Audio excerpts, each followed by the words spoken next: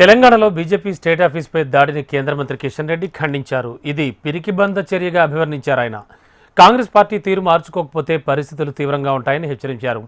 పోలీసుల సమక్షంలోనే బీజేపీ కార్యకర్తలపై దాడి చేస్తుంటే పోలీసులు ప్రేక్షక పాత్ర పోషించారని ఆరోపించారు.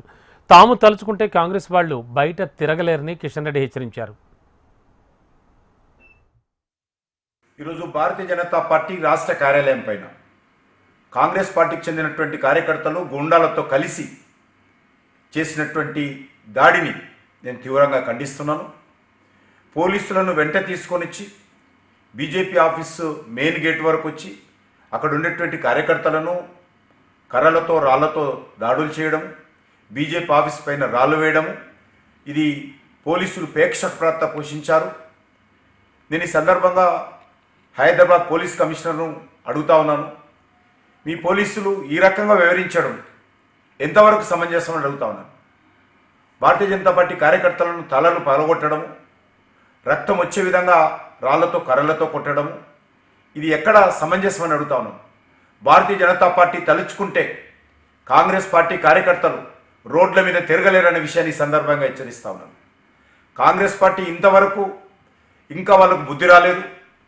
దేశంలో ఉన్నది 3 రాష్ట్రాల్లోనే.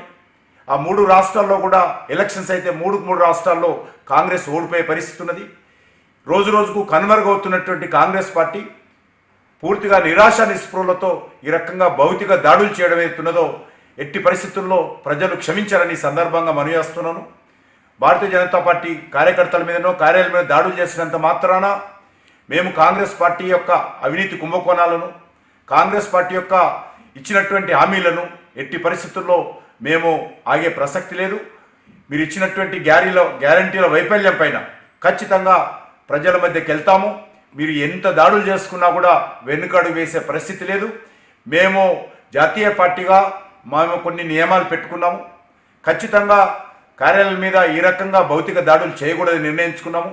మీరు ఈ రకంగానే చేస్తే తప్పనిసరి పరిస్థితుల్లో భారతీయ జనతా పార్టీ కూడా నిర్ణయం తీసుకున్నట్లయితే రాష్ట్రంలో శాంతి భద్రతల పరిస్థితి ఎదురవుతుంది.